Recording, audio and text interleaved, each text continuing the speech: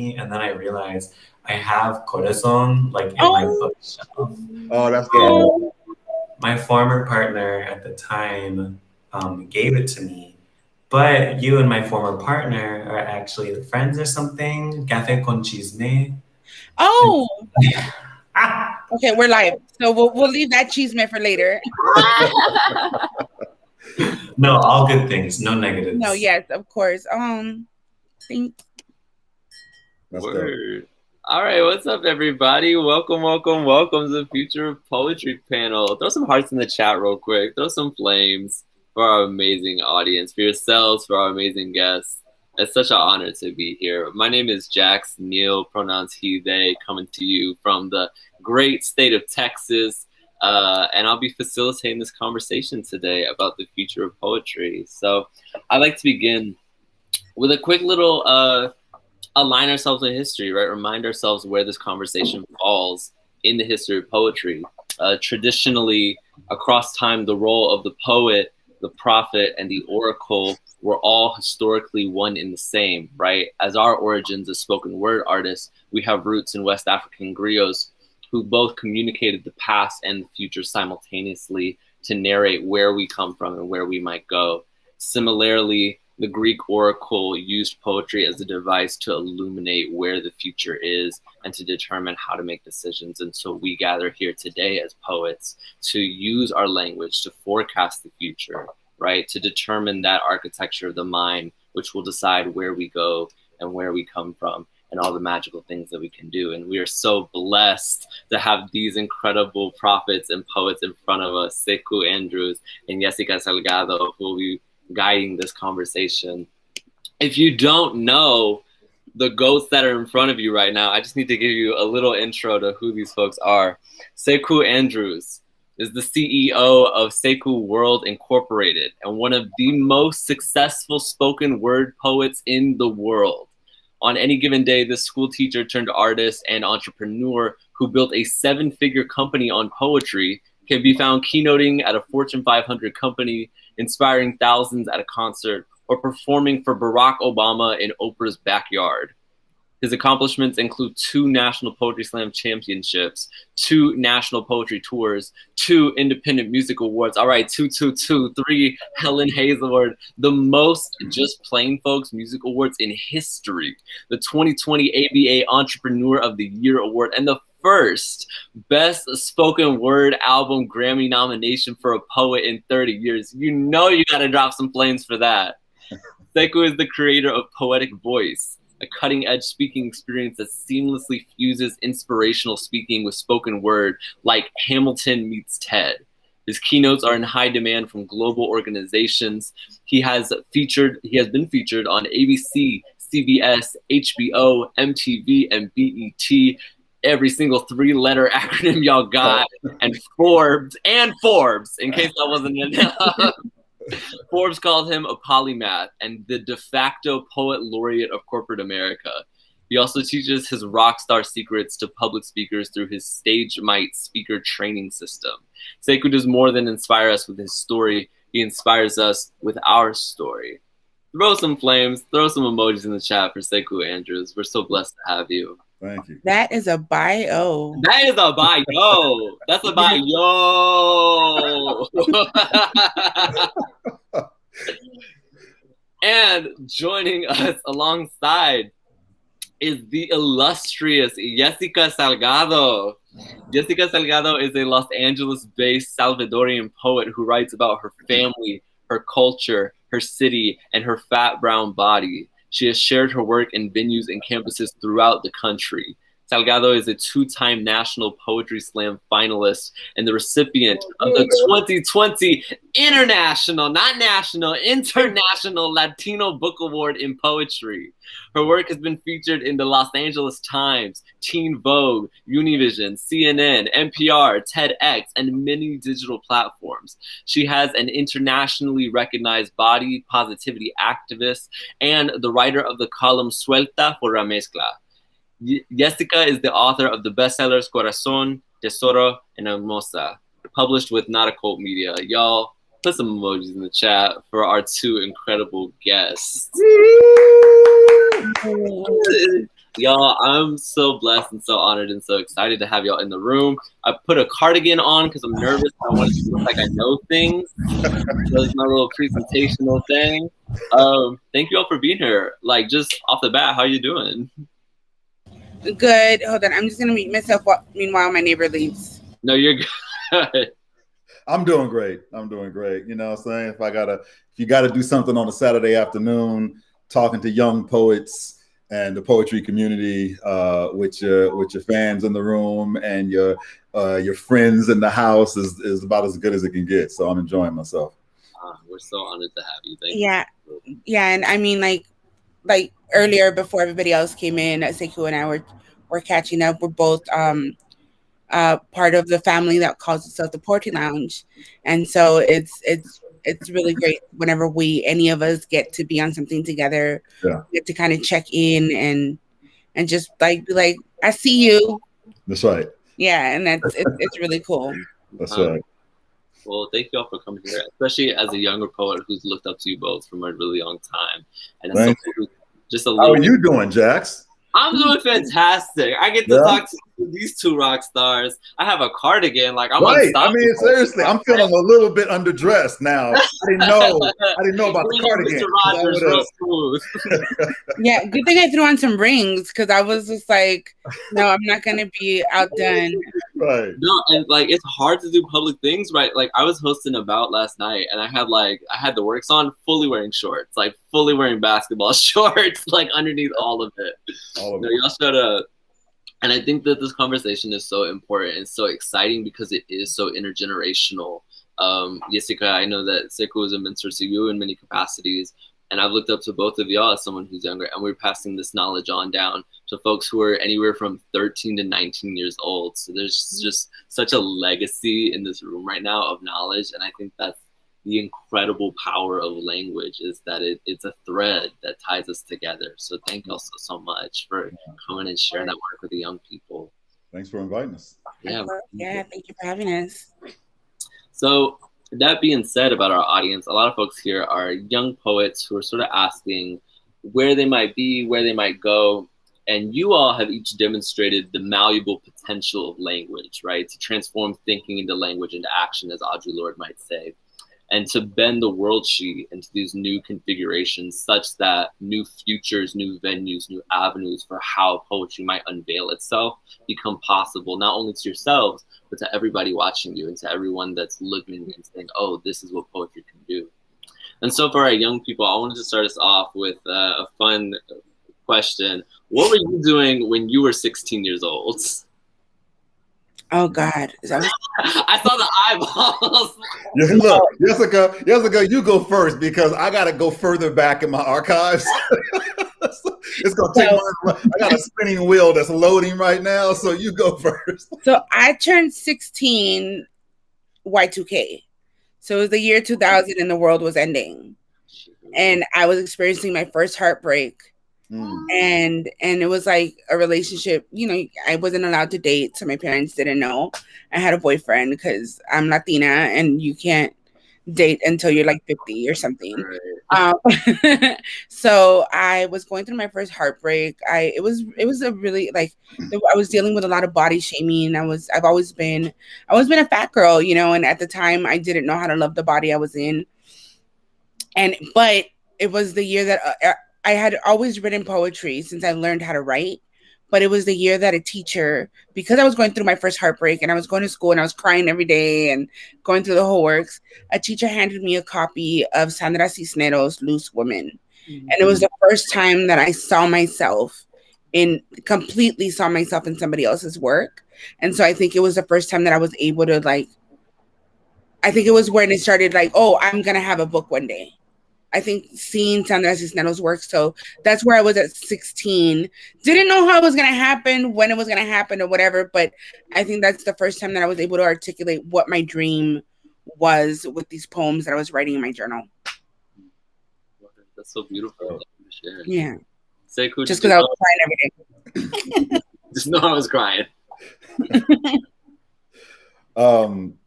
Yeah, interesting. Some interesting alignments there because I you know, the disclaimer is I don't remember a whole lot. but what I do remember is I was in DC. I had just left Duke Ellington School of the Arts, which is where I did my freshman year for high school. And my parents are both artists. So they were like, yeah, that sounds awesome. Go to Duke Ellington. But at the time, DC public schools ranked like 50th in the nation. So my parents are also both college professors. They were like, hell no. So they moved me from there to this college prep school called Georgetown Day in DC. And so I was sort of the newer kid at Georgetown Day. And I was still discovering myself on the stage. And really, that was, I think, right around the time that I really started to discover poetry. I had taken my first poetry class at high school, or there was a poetry section of the English class. And I was always writing poetry about some girl from afar that I had a crush on and was too shy to talk to or whatever. And then I was also doing hip hop and really kind of coming into my pen as an MC and starting to perform at the high school, starting to perform shows, hip hop shows. And what was funny about that is that years later, I think back in 2008, I went back to DC because my partner Steve Cano and I had a two-man show, and we debuted it in DC. And I got invited back to my high school to perform. And I got to perform for my poetry teacher. And that was such a like the guy that introduced me to poetry, however many years later, decades later, I got to go and perform my two-man spoken word poetry show for him and for the school. So that was like a real dope kind of circular experience. Oh, that's so beautiful, Sekou.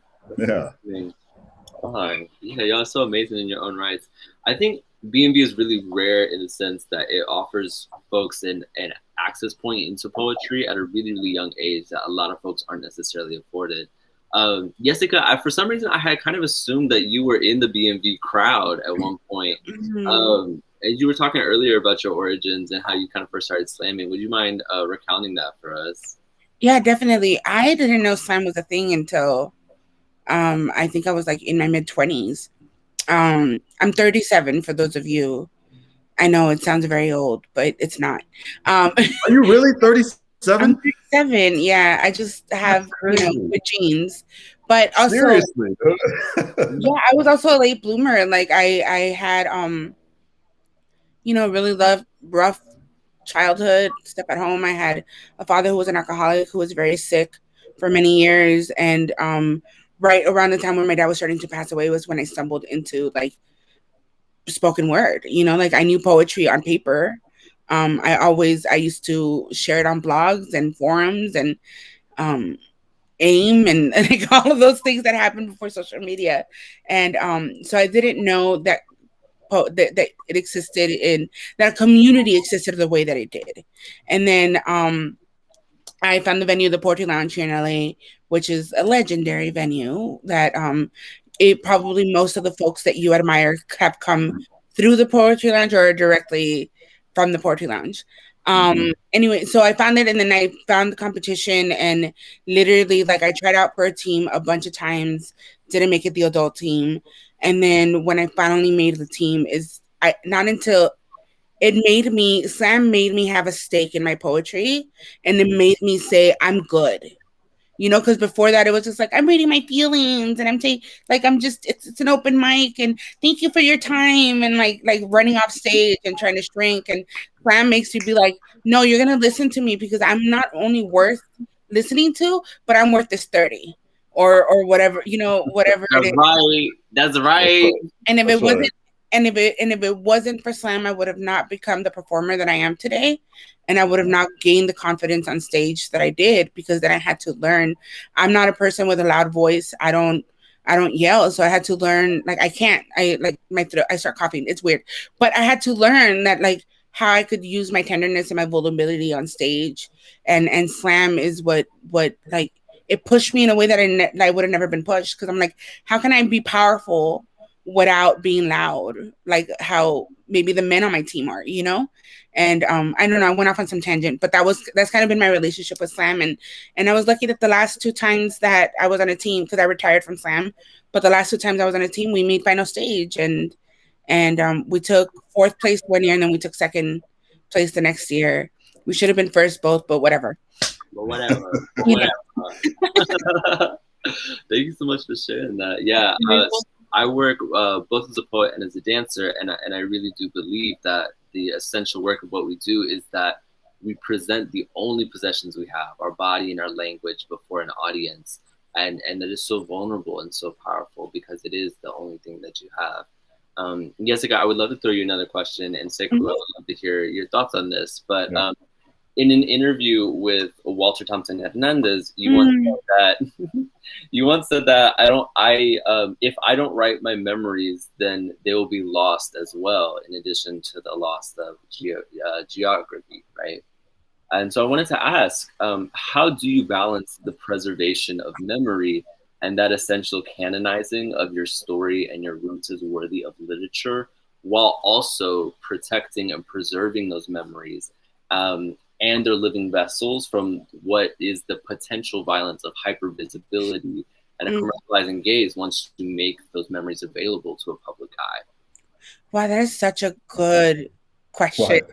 Very complex, but very good. Like an academic question right there. Yes, wow. Cardigan question, Cardigan question. I'm gonna say that now. That's a cardigan question.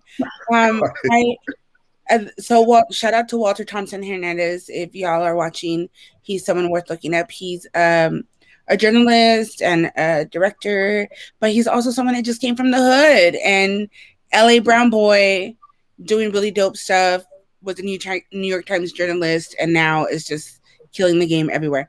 But I was born and raised and still live in Silver Lake, which is the most gentrified community in the country. It's the most gentrified neighborhood in the entire country. And I lost my neighborhood. I walk around, it doesn't look like where I grew up. So I feel that it is my responsibility to remind people of who was here before and what was gentrified and what gets lost in gentrification, what gets stolen in gentrification, and how it actually is a recolonization, right? And so I'm always writing from that place of nostalgia. And then my parents were migrants, that kind of story, right? But with hypervisibility, I also have to learn the responsibility of, when I tell my story, I'm also telling the story of everybody in my family. And that's, I have to have integrity with that. That just because I get to write the story, just because I get to tell the story, doesn't mean I can change it, and doesn't mean that I can make it work for me. So as I'm writing my memories and my life and all these things, I always have to check myself and be like, is this how it happened? Or is this how I felt it happened? And I have to make that distinction happen in my work. And it's okay to want to write how it felt, but you have to also let people know that I'm writing this from my perspective, and it could be somebody's perspective can be different. And I think that that's been my most thing that I've struggled with my hypervisibility. I don't have a problem with giving my stories to people because I feel like I operate from a place of abundance. The more of my stories I share, the more of my stories I remember, and the more I realize that we are all never-ending wells of storytelling and intersections where we can all get to connect with each other. And I can share a story of when I dropped out of high school, or I could share a story of how I spent a lot of years of my life catfishing. And these are really scary stories normally to share with people, but I have found that that's where I connect with people the most. When I am the most vulnerable and the most open and the most willing to lead with the things that not necessarily hurt or mistakes or whatever, but with the things that I would want to put away, and then I'm like, no, poetry at its core is the reminder that we're not alone. And so as someone who has a lot of visibility, I have to take that as my first priority over everything. When did I feel the most alone? Bet I got to write about that, because somebody probably is feeling that too. And I don't want them to feel the way that I felt. And it also heals me too. But yeah, I took a really roundabout, but that's kind of my answer. That's so beautiful. Thank you so much. Of course, thank you. Yeah. Sekou, I would also love to hear your thoughts about preserving memory and preserving the people whom are remembered.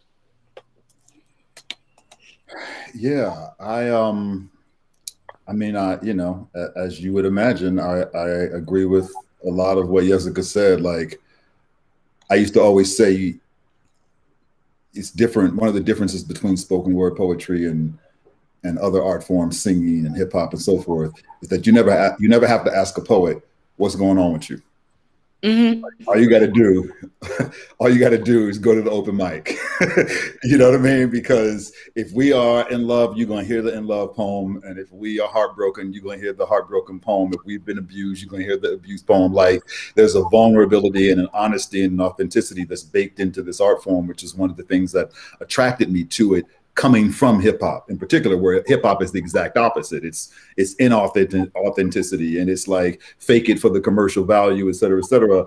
And so, like, one of the things, I did a tour for Norman Lear years back, and we were originally struggling with some of the writing concepts, and Norman said something that I never forgot, and I used it as a tool in my writing, the phrase "hang a lantern on it."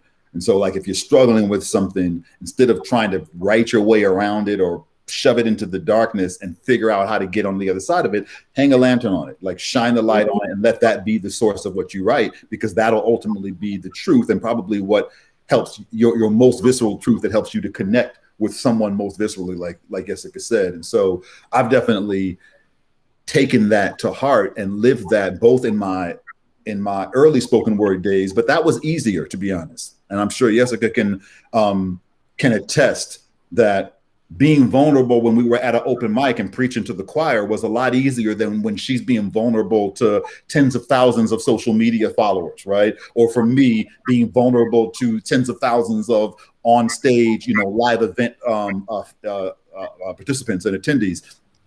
But I've still tried to keep that with me as much as possible. And one of the ways that it showed up when I think about preserving memory and also think about sharing truth and that hypervisibility was in our fertility journey. Because my wife and I had 7 years of struggling to try to have our first child. And we just had our first child last year in 2020. And thank you. right after Brandon, who I see has joined us. So I'll let you introduce the homie in a minute. But that, a 7-year journey, I decided on stage, not just at poetry events, not just at festivals, not just the entertainment events, but at business conferences, during keynotes, I made a point to share my fertility journey, even if it had nothing to do with what we were talking about. And I would have people that would come up and be like, you know what, at first, when you started talking about that, I was like, why is he sharing this? It has nothing to do. We're something else in healthcare, or we're cybersecurity.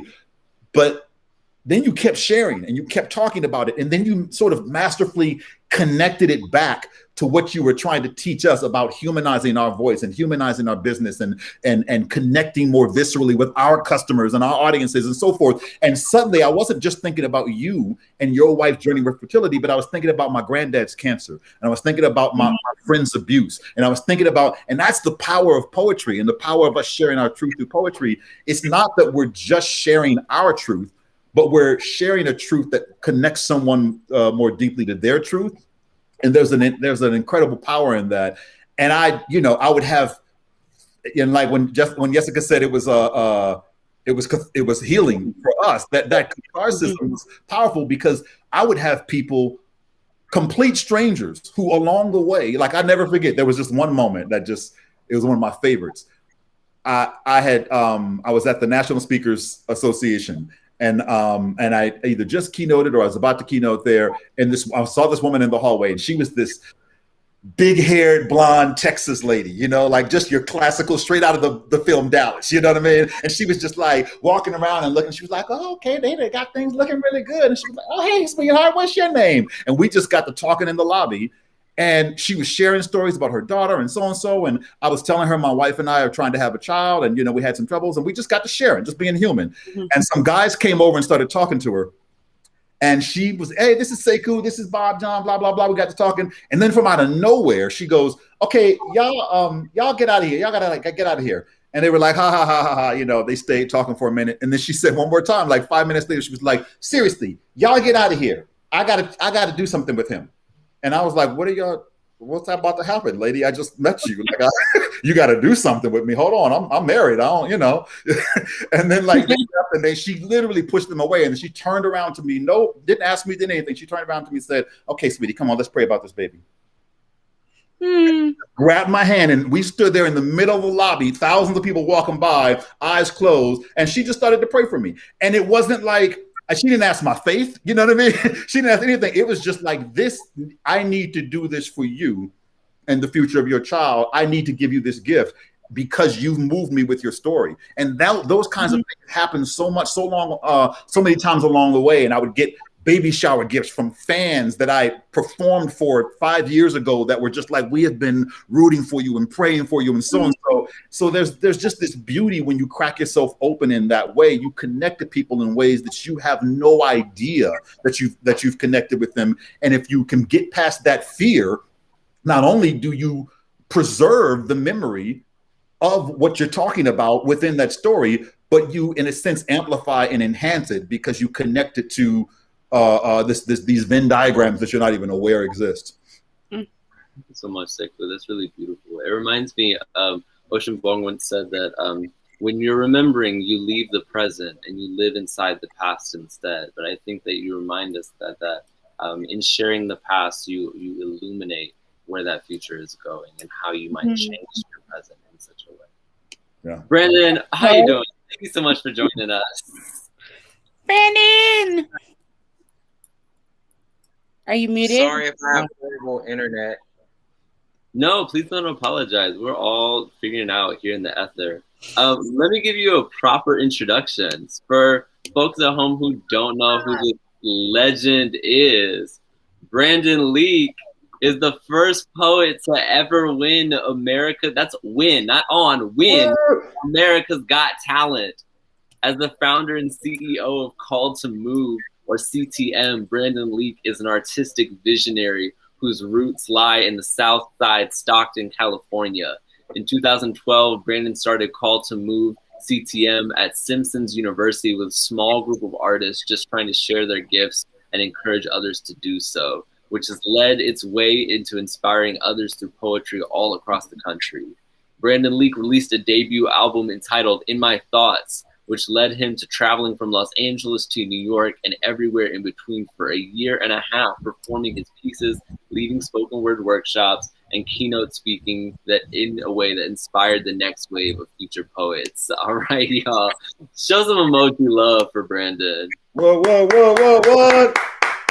Y'all can show some emoji love, but I'm all about applauding because we missed applause. So damn it. Well, thank you very much, Jax. Thank you, Yesika. Thank you, Sekou. Really happy to be here. Sorry for my tardiness. I'm in Washington, D.C., and hotel Wi-Fi like shut down for like an hour. It was very odd. But I'm really happy to be here. Oh, we're so happy to have you. I would love to throw you, since you're here, time to ask you some questions. I'm ready. I asked the other two when we kicked it off, just as a way to remind young folks like how it is we do things. If you weren't aware, most of this audience is 13, 19 years old. So the question is, what were you doing when you were 16? When I was 16, I was trying to become the next Kobe Bryant. Like that was like my whole pursuit, was to just be a basketball player. I didn't go to dances because I read a story about how Kobe Bryant didn't go to school dances. I was eating horrible fast food on a daily basis, trying to gain weight because I was super skinny and I was trying to like get all buff so I could look attractive. And I wrote poems and hid them in my notebook so that way my teammates wouldn't make fun of me. Word. Well, thank you for sharing. Yesika and Sekou were also answering, and I'm really curious to hear your response to this, particularly in the venues that you perform in. We're asking The essential work of the poet is the preservation of memory, right? Which Yesika so beautifully illuminated in an earlier interview that she did a while ago. With that preservation of memory, right, and documenting our friends, our family, our personal lives on a public stage, we also run the risk of hypervisibility, of making those memories visible to folks who might have ill intention or who might not care for the memories in the way that we wish.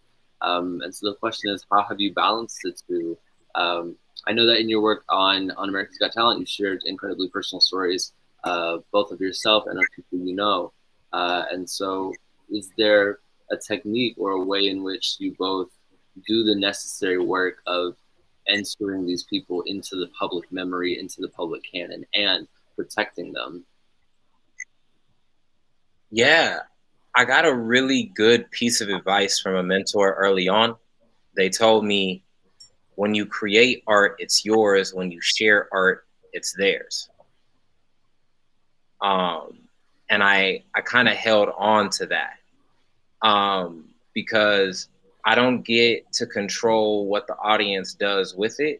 I get to control how they interact with me with it. You know, there's a lot of middle-aged white women who try to call me Pookie now. And I tell them no. That's not true.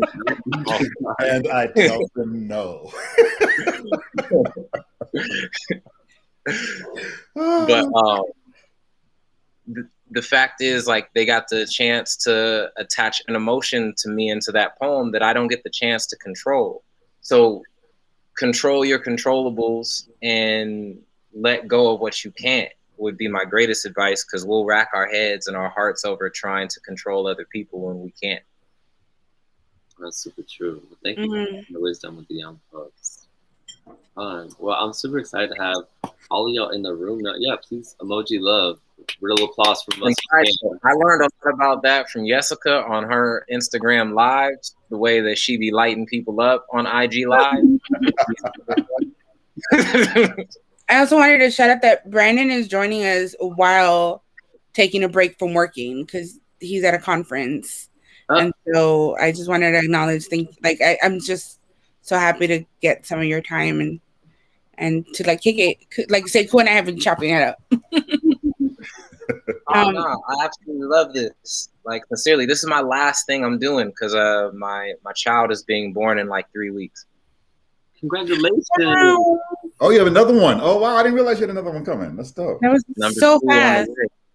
So like, I feel like I think you mentioned it like somewhere, and then I just feel like fast forward, baby.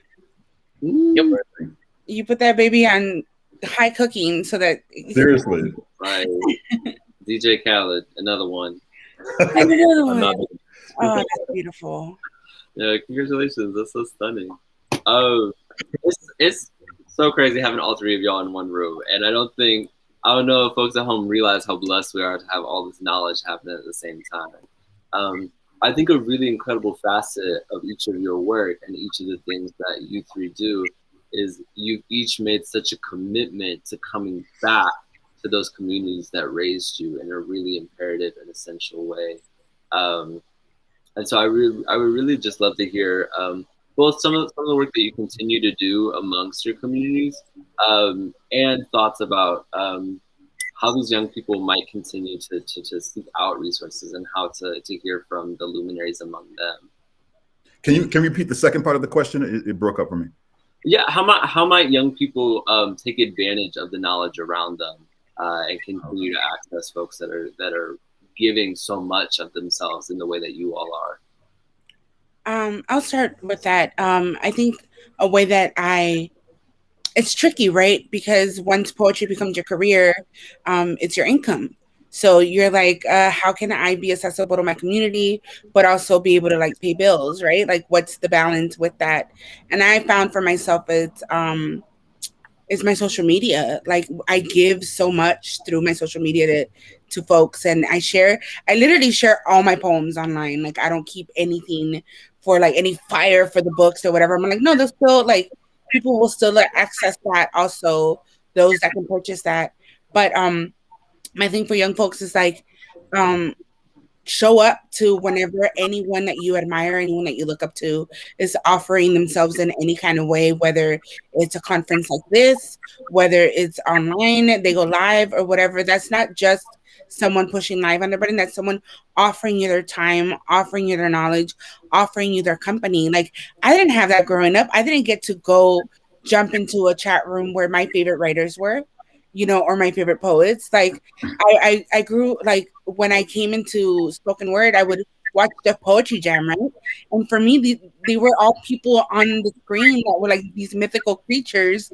And then I landed at an open mic, and I was just like, Shihan is here, and then I'm like, Sekou, and then poetry, like all these Maya del Valle, like everybody's here, like they're people. I could touch them, I could hug them, and then I knew that when I would hang out with them, when I was invited, I knew it was a privilege, and I would sit at the table and just be quiet and listen and absorb, like drink everything in. And I learned so much about the craft, about the discipline, about the integrity, what makes a good set, what makes a good performer, because they would all be talking about the night afterwards.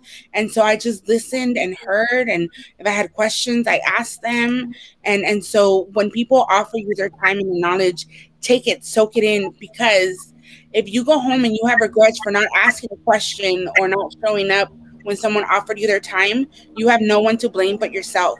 Because if someone is telling you this is for you and you don't pick it up, you decided not to, for whatever it is that's happening on your end. But I don't want you to have regrets with your life. If you ever see Brandon go live, if you ever see Sekou, be like, ask me any question if you want, ask the questions. And like Brandon said, we control the controllables. So if you ask something that we don't want to answer, we'll tell you. Like, no, that's for another day. But just don't be afraid to like let your the people that you look up to be in conversation with you, because we're all people. We're all people. We don't stop being who we are just because we've accomplished some things. Like, Sekou is one of the most successful poets to like ever, and he is so personable and will give you all the answers if you just ask him. And the same for Brandon and for myself. How can I chime in? Mm-hmm. You're so sweet. You don't have to raise your hand. I love Yesika's answer, and I'll just piggyback off that a little bit. Understand what you want when you go into relationship with these people. Because if you don't want to become a professional poet, then don't start pulling things from them on that professional end of the stream that they're trying to then give. Like, if poetry for you is a catharsis, then that's a beautiful thing to be able to just write and fall in love with the process of writing and do that. But also understand that, like, what you ask also comes with an expectation for you to then be able to put it into practice and then utilize, right? So like, if you do want to do spoken word as a profession, then that's dope. And learn and grow, get yourself around a community that'll embrace that and push you further towards that. The wisdom and knowledge of those who have, been there, done that, are still doing it, is immensely valuable. But if it's like showing up, it's like if you're preparing a meal. If you want to make chicken pot pie and then you buy ground beef, you got the wrong stuff for the meal you're trying to make. So understand, have a common understanding of what you're trying to get from it. And then also be malleable enough to go with where it takes you. Because, relationships with people will change, will shift, and they'll change who you are in a sense and make you better, hopefully. So that way you can learn about more of who you would like to become. So yeah, if you want to be a professional poet, that's dope. Glean all the information, learn about press kits, learn about booking colleges, learn about how to build a brand, learn about how to sell merchandise, because that's one of the best ways to make money doing professional poetry is selling merchandise. Do all those things. But if not, then that's cool. Just don't ask me to give you 30 hours a week doing non-professional poetry stuff. Yeah. So Brandon and Yesika spoke brilliantly to the second half of your your question in particular, and so I'll jump on a little bit more about the first half. Building off what Brandon said, after I won nationals, the poets, a couple of the poets that won after me in later years, called me up and was like, "Yo, what do I do? Like you've managed to turn this into a career. How do I do that?" And what I ended up saying was, "Look, I could tell you what are the best venues in Miami, or like how to sell your CDs, or which contacts to hit in New York or whatever." But I said, anybody can tell you that, call Shion, call Talam, like, a lot of cats can tell you that, and they've been doing it even longer than I have. Best thing I can tell you is sit down and have a long conversation with yourself about, do you want to make your art your commodity? Mm-hmm. Do you want to make your art your business? Because when you do, you change your relationship that you have with your art. And you used to go and write a love poem because you were in love, and you would write your dark suicide depression poem representing that dark place that you were in. When you make your art your business, you ain't got time for that. You got to write that phone bill poem. You got to spit that poem.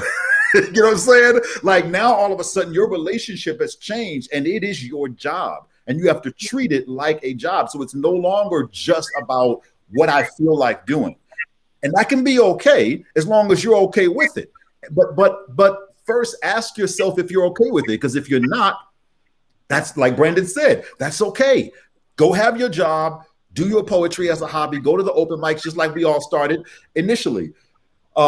But then, what I would say to the poets then is that once you have answered the question Brandon just asked, yes, I do want to be a professional poet. Yes, I do want to make this my work. Then you have to begin to work at ways to keep yourself in love with your art form, because you're doing it because you're like, I don't want a job. I want to go live off of my art. But if you do it the wrong way, you're like, I don't want to work at the gas station. I want to do poetry. If you do it the wrong way, doing poetry will feel like working at the gas station at a certain point, right? And you will begin to regret it, and you'll dread it, and it'll be like, oh God, you think about why it is that an artist like whatever, Beyonce or Alicia Keys or somebody, why they perform some of their new joints inside of a set, and why they try different things when they're on tour. Because I've been performing Single Lady for the past 7 to 10 years over and over in city after city, and I'm sick of it. I hate the song. So I have to find ways to make myself not hate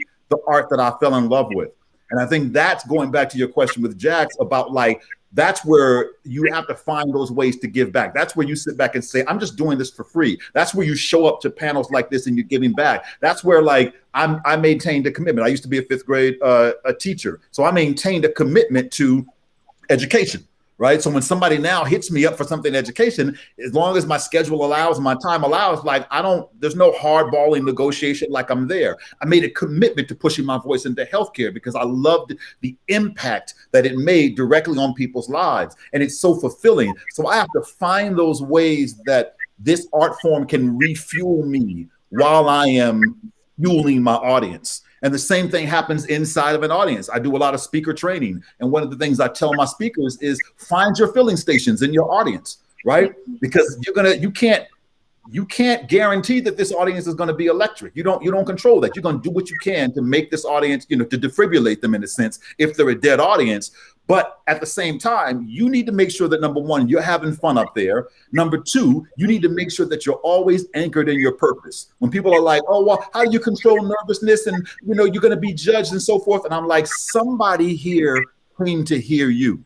One of the lines from my most signature poem, Spit, says, I spit for the person, I spit to wash away the ink and ill intentions off of the suicide note stuffed into the back pocket of someone here tonight. So it's that mentality of saying there might be 1,000 people in this audience, but somebody, one person came to hear what I have to say, and it's life or death for them. So find that one person energetically. If you can see them in the audience, they're the person that when everybody else is dead tired, they're the person leaning forward in their seat, eyes wide. That's your filling station. right? And if you don't see them, know that that person is there and that they're quietly having a cathartic, transformative experience. That's you serving your purpose. As long as you keep doing things that keep you serving your purpose through your art, then it will never become working at the gas station. But you have to be very intentional about that. Otherwise, you'll end up hating the thing that you fell in love with. Ooh, y'all, do you see that poetic voice training? Do you see what he's delivering? I know exactly what was happening. I was like, all right, we in it. You sound like you do, you sound like you motivate people for a living. I don't know.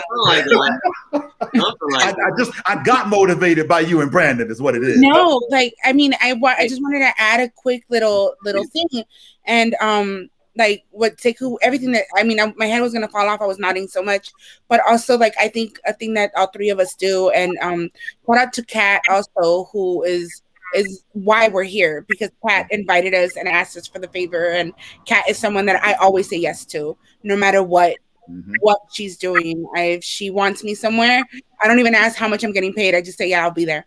Yeah. But also, if you decide to take poetry as a career and you find yourself having success or just anything at all, don't be a gatekeeper.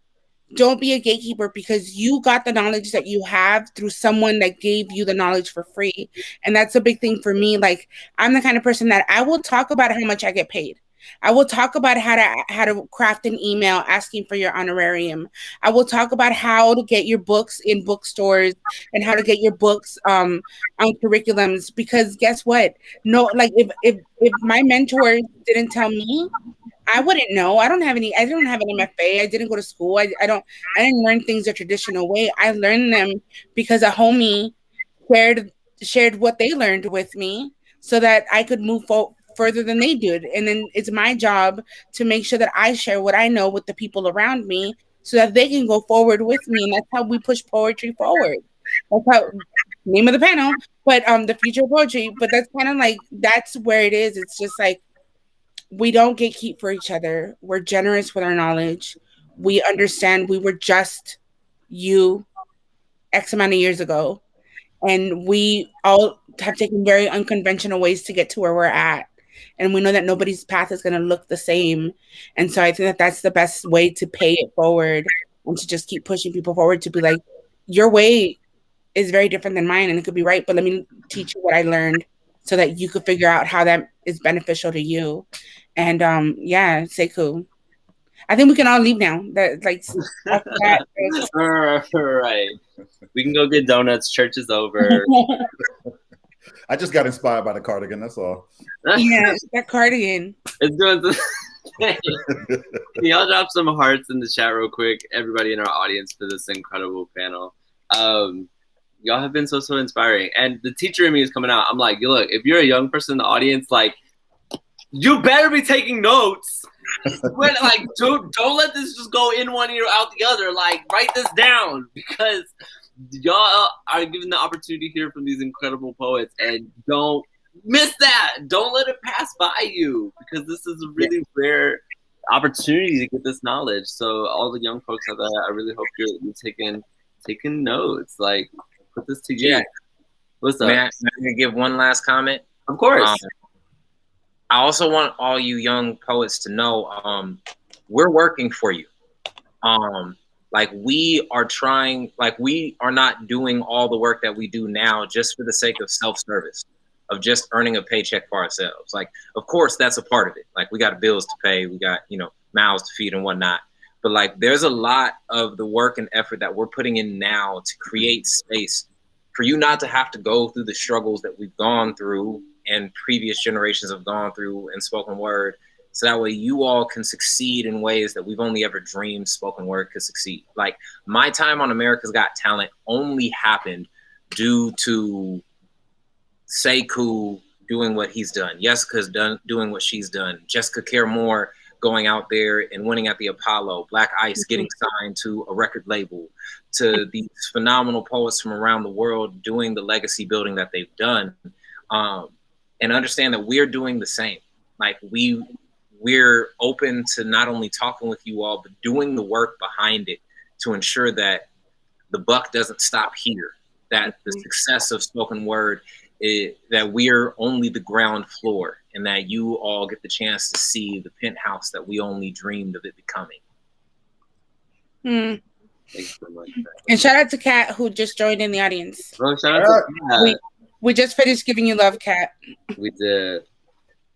If I'm correct on schedule, Tech, please stop me if I'm wrong, but I believe we have a few more minutes for questions if anybody in the audience would like to ask anything.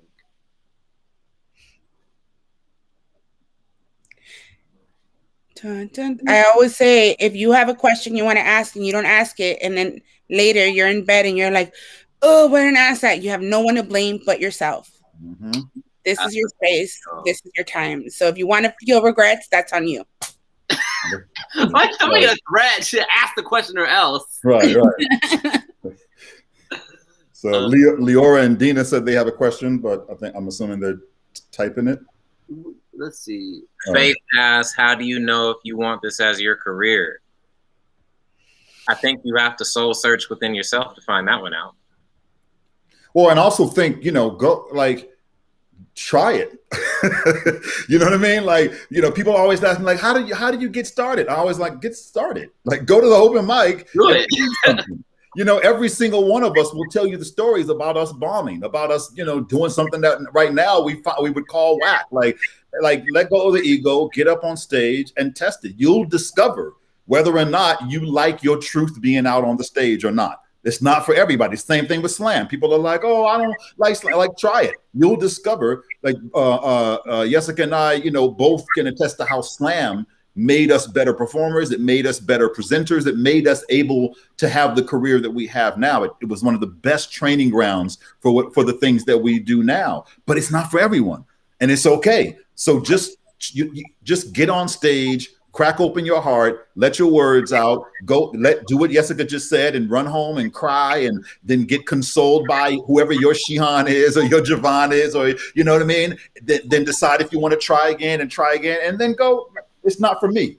I'm fine with that, And then if you do find yourself like it is for me, I think I want to do something with this. If you decide you want to make it your career, if you decide that you want to make it your career, Faith, then be dope. Then be dope. Like, then hone your skills. I always say that every time somebody's asking me, like, well, what advice do you give to up and coming people? The first thing I say is be dope. Like, we have enough whack artists in the world. We have enough people who are making millions and billions of dollars who can't sing, who can't act, who can't, you know what I mean? Like, who just were pretty, or they fit the mold, or they have, blah, blah, blah. So just for the sake of all of us true artists, like, be dope, hone your craft, learn what Brandon, learn the immensity of performance that Brandon demonstrated on AGT, like learn the sick, heavy pen that Yesika demonstrates. I mean, I keep saying Jessica all of a sudden. That's my legal name, so you're good. I never call you Jessica until right now. That's so weird.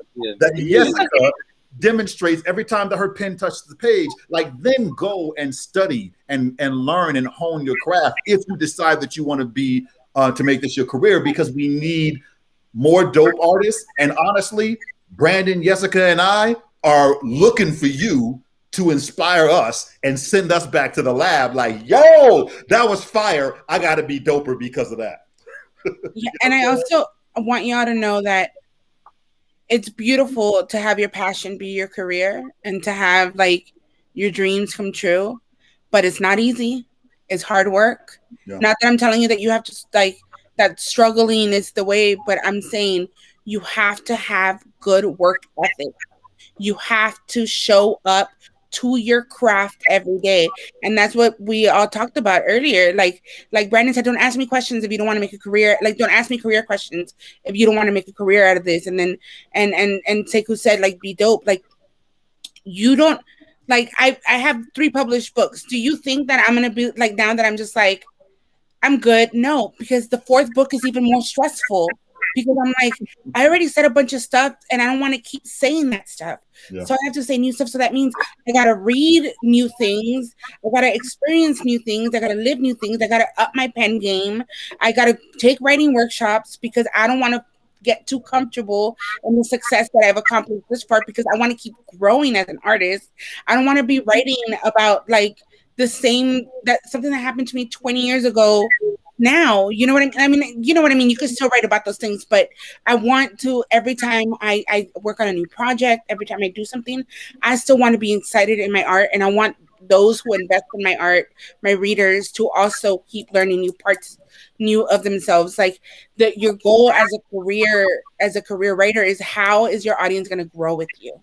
Because I started writing as a single girl that used to party all the time, that was turning up every other day. And then now, last night I went out and I stayed out till 2 a.m. And today I was so exhausted in the morning. And that's not who I am anymore. But like, how does my audience grow with me? How do they understand that I'm not who they first found, but they can still connect with who's here now? And I used to work at CBS when most of my platform found me. And then I quit CBS and now I'm a full-time poet. But guess what? This poetry feeds 7 mouths. And so I have stress now. And I talk about that. And I talk about having to pay bills. And I talk about having a dog that never shuts up and all of that. My life has changed. But I've had to work really hard. And I don't work any less than I did when I was at CBS. It just so happens that now I get to see the reward of my own labor aside from a paycheck. And that's what that is. Like, I get to see how my hard work is moving in the world, and it's showing up for other people, and they're moving in the world and all that. But yeah, you gotta keep working at your craft. You gotta be dope. And to be dope, you're not just dope one time, because you gotta be dope at the next show, and at the next show, and at the next show, and at the next show. So it doesn't, just because you won one slam doesn't, or you won one title, doesn't mean it stops there. And if it did, then it's not a career for you. No.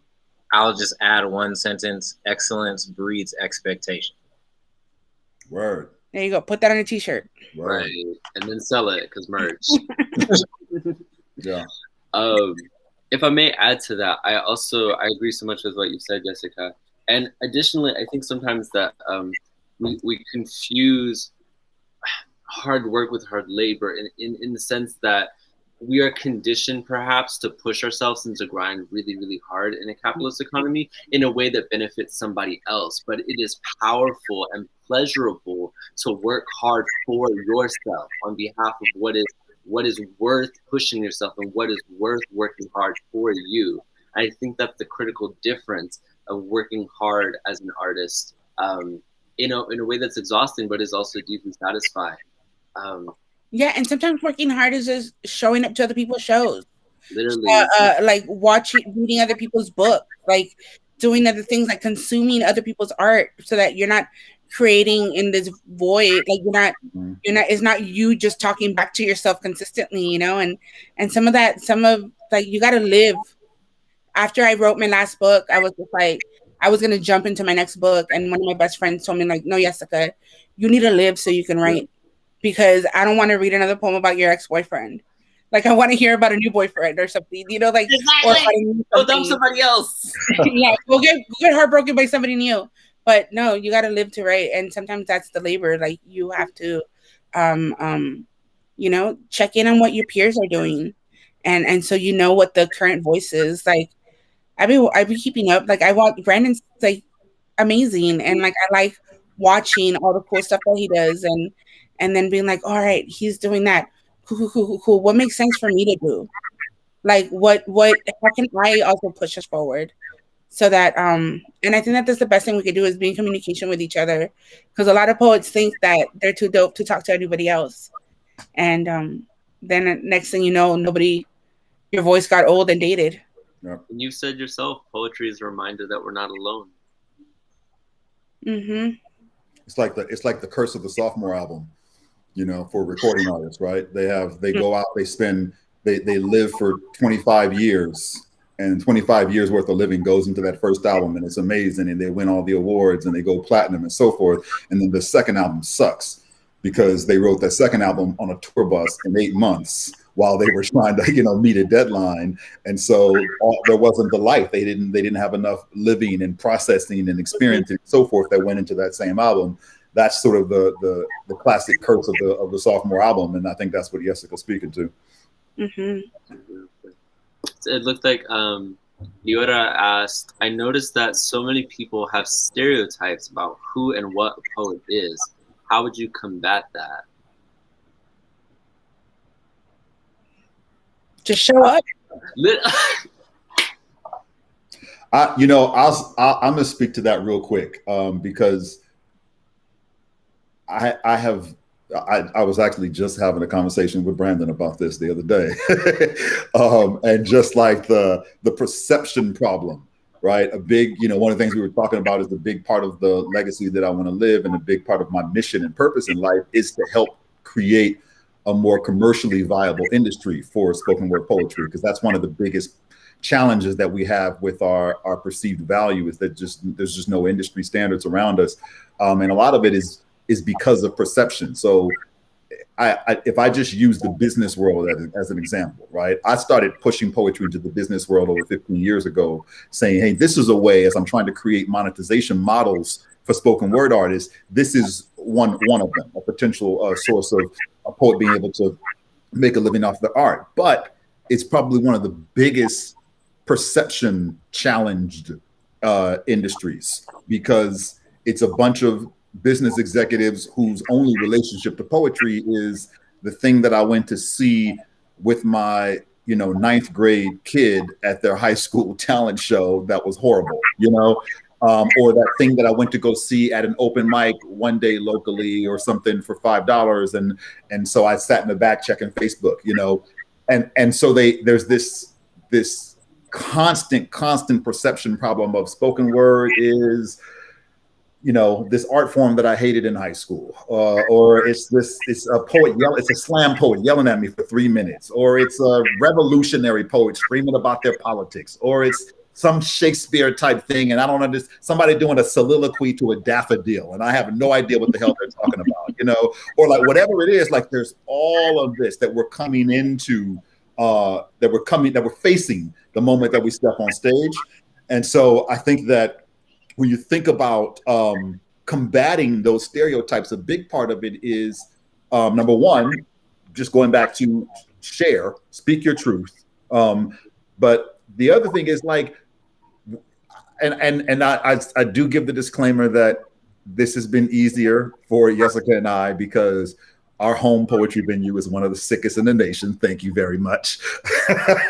But I would bring people, whether it was DPL or whether it was World Stage or whether it was Green or whatever it was, I would bring people to the poetry venues that I loved and say, this is what we do. This is what it is. And 9 times out of 10, they would have this come to Jesus, hallelujah, like, oh my God, where has this been all my life kind of moment, And the answer was always right here, right around the corner. You know what I mean? Like, you just allowed your stereotype to prevent you from having this experience. And I think that's what we're trying to change. That's what things like the AGT win helps, is that now we're starting to try to push the poetry that we know and fell in love with into mainstream media, instead of that sort of watered down version of spoken word or satirical version of spoken word that you see in mainstream media, where it's always somebody doing something silly, making fun of our art form, or it's some super sterilized version where everybody's snapping and there's incense and there's an actor playing a poet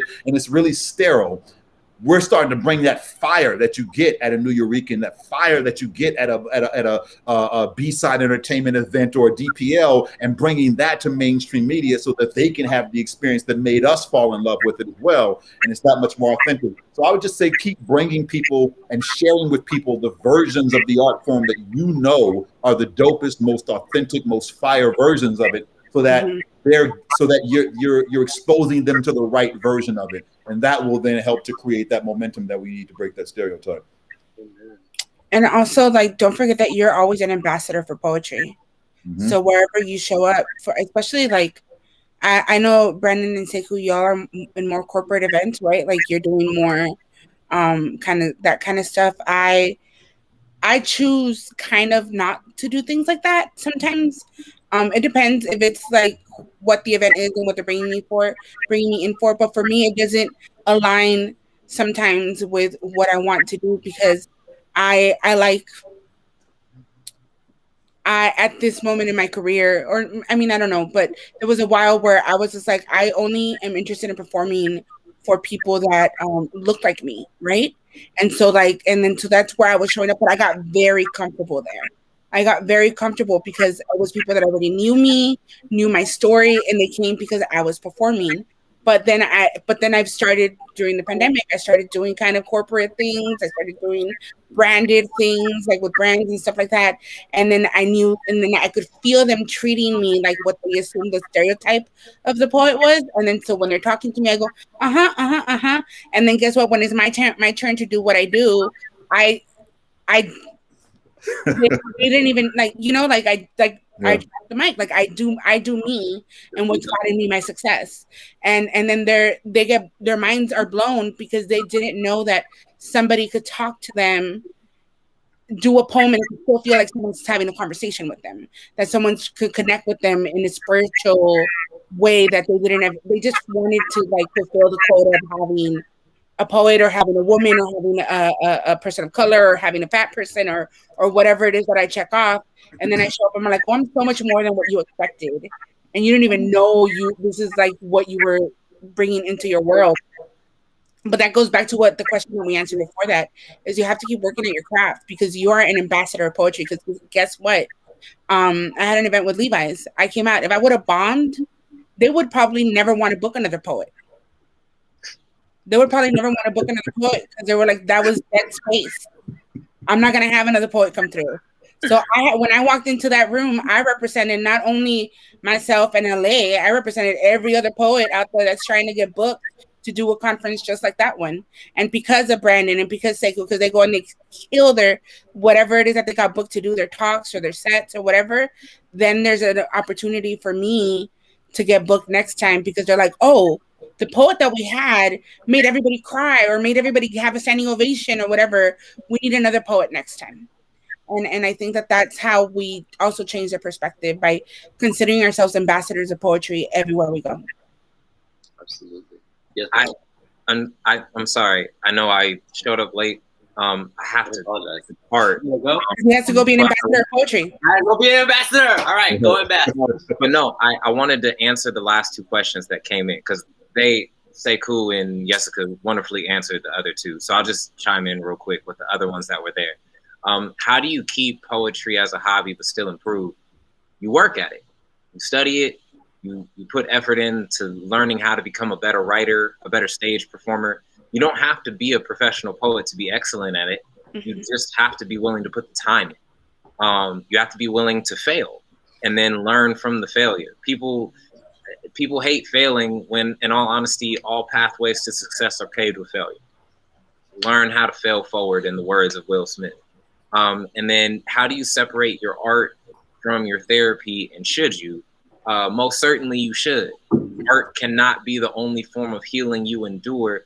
In the words of a rapper that I love, his name is Lecrae, if you live by people's acceptance, you'll die by their rejection.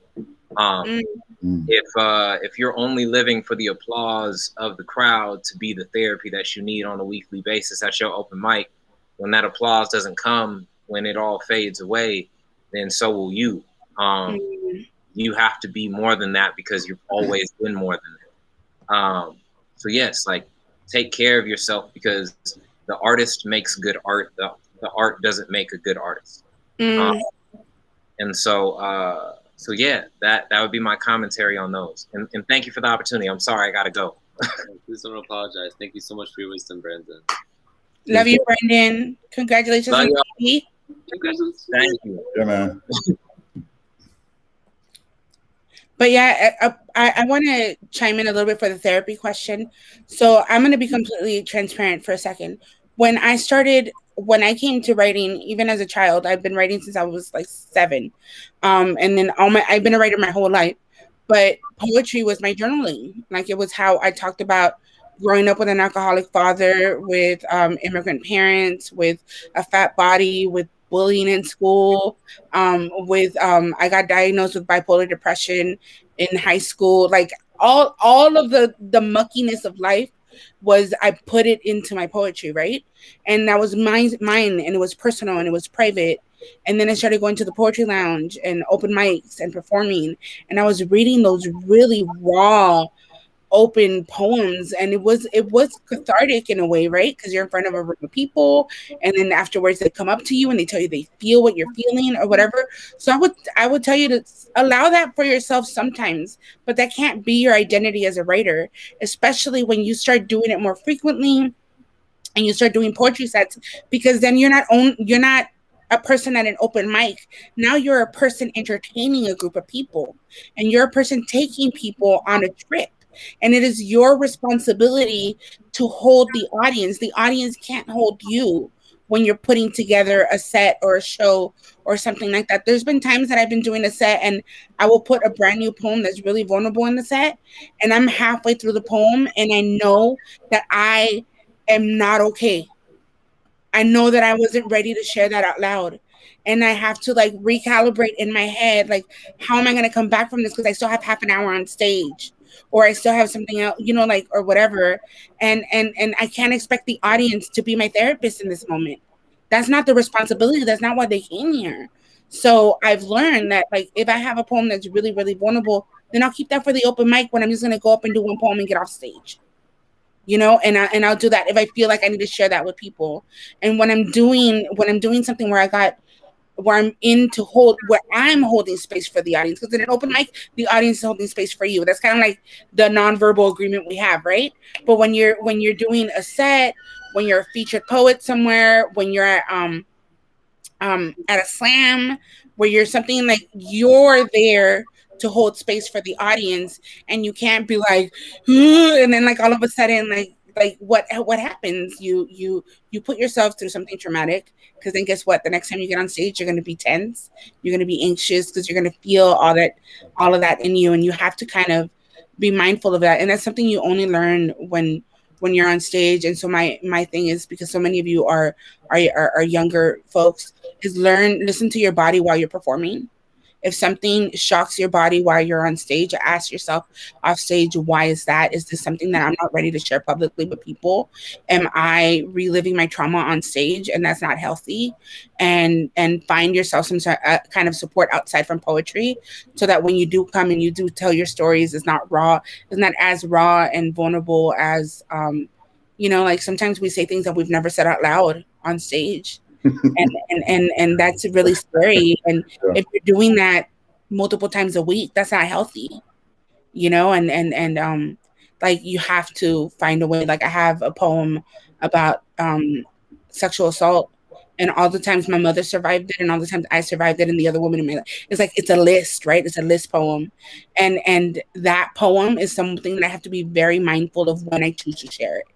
Because if it finds me on the wrong day, I am not only triggering the audience, but I'm triggering myself, and that is not operating out of integrity, and that is not operating in a healthy space. And so there's a way to find the balance, but you have to listen to your body, listen to your warning signs, and also like ask your peers, like, hey, what did you think of that poem? I felt really weird on stage doing it. And they'd be like, yeah, like, you traumatized, you know, like, you could have those conversations. It's important to talk to your peers, talk to your friends, talk to your teammates, talk to your coaches and all of that, and always get feedback on stuff. But you can't expect the audience to hold your trauma for you all the time.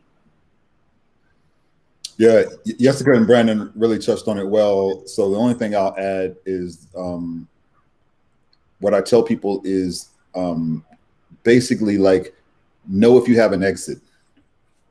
Really, that's one of the simple ways that I sum it up for them. If you're going to open the door and you're going to go in, make sure that you know how to get out. Right? Because a lot of time, that's how you know. I did a talk one time for Lisa Nichols' speaker conference, Speaking Right to Make Millions, and it was about stage versus therapy. And that's one of the core messages is it's okay. Like, people are afraid.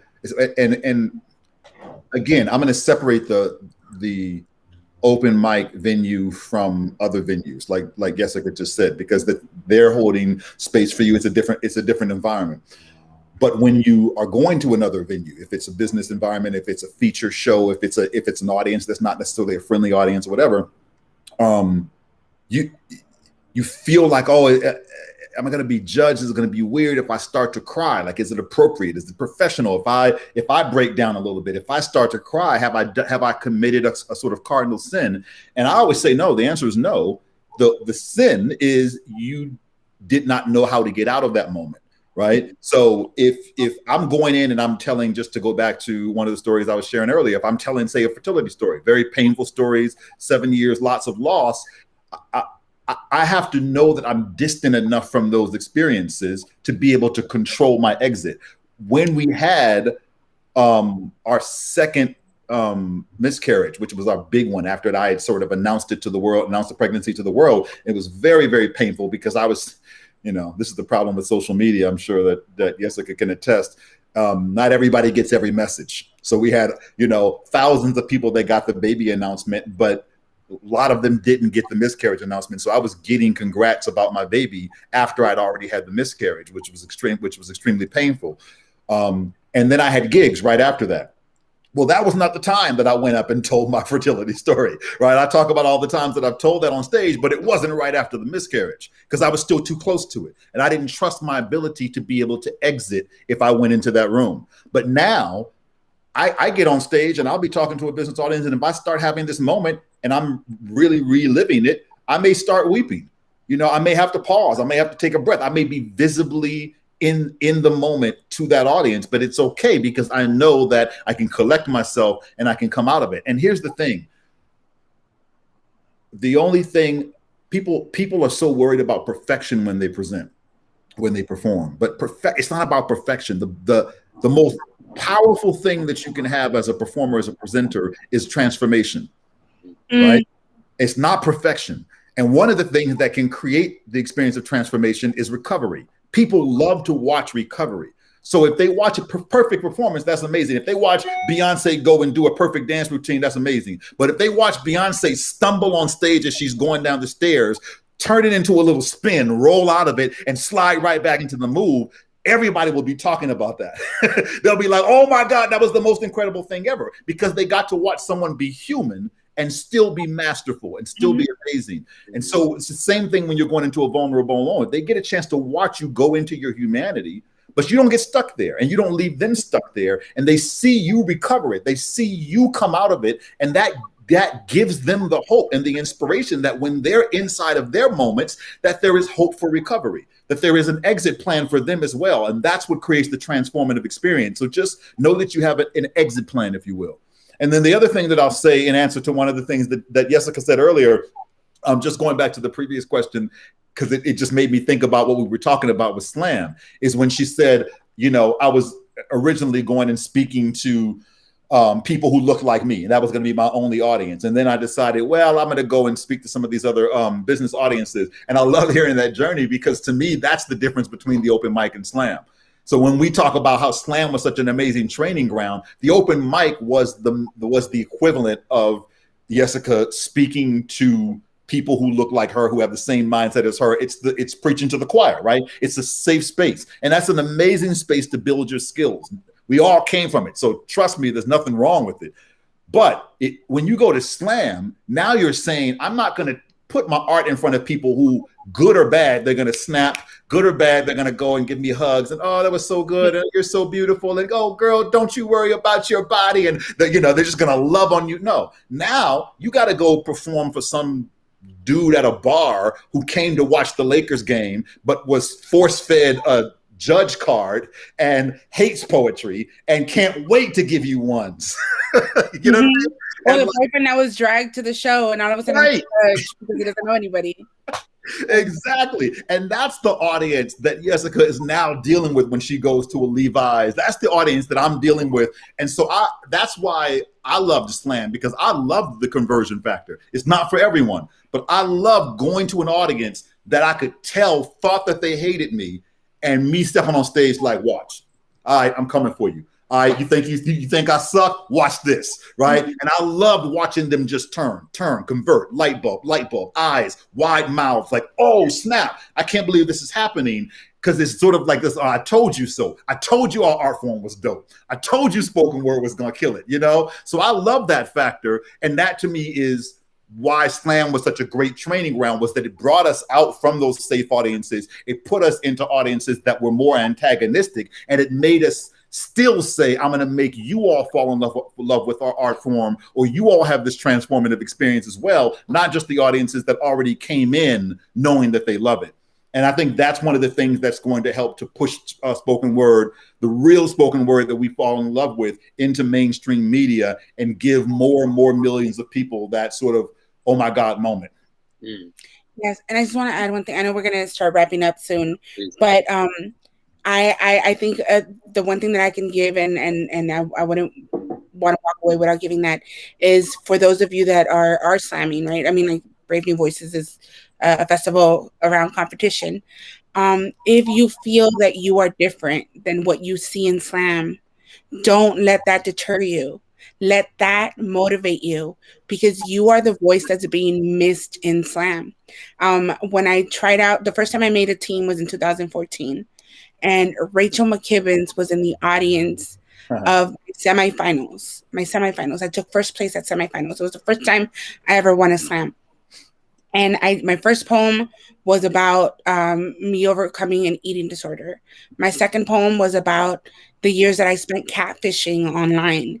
And no one at that time had heard a poem about catfishing, because nobody talks about those things. Those are things that you're taught to be ashamed of, right? And I was in a bout with Rudy Francisco, with Teresa Sagatonu. Like, these are huge names in slam. And I forgot who else was in that bout. But and so they have, Rudy has this beautiful voice, and his cadence goes up and it comes down, and he does this thing, and then Teresa's like has this force behind her voice, and then here I am, a softer spoken person. But that's my power, because guess what? I get to go into a slam when everybody's been up here the whole time, and I get to be like, here's a poem. Yeah. And that's literally when I learned to harness that, was when I became the most powerful. That I can't be as powerful as other people. One of the first poets that I ever saw that inspired the hell out of me was Kat. She was standing in the front at the edge of the stage, and she was spitting a poem, and she was just talking to the room like, you don't know anything. I know everything, and I have the poem in my hand. And then like I've seen Sekou perform 1,000 times and be like, I'll never be able to perform like that. No, I won't. I'm not Sekou. I'm not Kat. That's not my lane. My lane is my vulnerability. My lane is my honesty. My lane is how I can show up in my tenderness. And when I offer that in the middle of a slam, when everybody else has been doing their own thing, and there's a lot of people that do what they think other people should do, right? So you get the poems yelled at you the whole slam. So when you're in a poem and everybody's like, rah, rah, rah, and you show up and you're like, here is this, and I'm going to tell you this story that you haven't heard yet. And then everybody opens up, and you show up like this. You open the floodgates, and then you get to change the tone of the whole slam, because after that, whoever comes after you has to be as vulnerable as you were. That's right. You have the power to dictate. It's never chasing everybody else in a slam. How can you switch the tone of the slam and have everybody follow you in a slam? Because you are the gift. You are the different person. You are the secret superpower that your team has that they don't know of. So don't ever feel that you have to change the way that you speak or change the way that you perform. Like, improve it, yes, improve. But like I've been in group pieces with men, and then like, okay, really quick to wrap it up. The last piece I ever slammed with at a national slam was this poem that I had written years ago, where I had taken all these like messed up lines men had messaged me on Tinder, right? And it was like an erasure poem.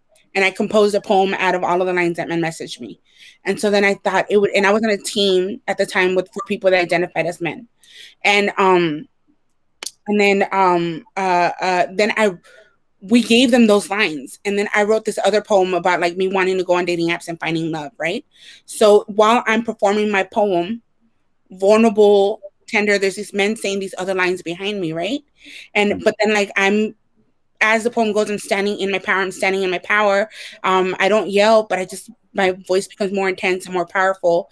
At the end of the night, and that whole slam, it had been people yelling It had been people out pieces of like entire group pieces. A woman hadn't led a poem until that night. So some people in the audience, most of us would be like, oh, they're not going to want a woman because there's been no woman on stage. Right? There's been no woman on stage. There's been no woman leading the story. There's been no stories of tenderness. There's been no woman-focused stories. That's not what the slam wants, because they've been giving all these other people these high scores. I got the highest score of the night. And we jumped from 4th place to 2nd place with that one poem. And it was like, I mean, it was because we all performed the hell out of it, but because we all agreed that it was important to center the one woman on the team and the most vulnerable story on the team. And so just take that with you and just know that there is space for what you're doing in poetry. There is space for what you're doing in slam. And when you work at your craft and you harness it, it will translate and people will understand. And thank you. Bye. Thank y'all so much. Y'all, please show some love to our incredible panelists. Y'all have been so amazing. This has been the future of poetry. As a reminder, folks, Jaha Bella is leading a panel, is leading an interlude, My Queer, My Story, happening. If you go to the schedule, you'll be able to find that. And then starting at 1:15 Pacific, 4 p.m. Eastern Standard, we have the Queerosity Queer Showcase with the Berry Ball, the night of 1,000 Cruellas. So show up, show out. And thank you all again so much. This has been the Future of Panel. Thank you so much. Sekou, I love you. Love Kat, you, baby. It's good to see you. Bye, everybody. And if you're competing, good luck. That's right. Y'all rip it. Find your voice. Thanks, Jax. My pleasure.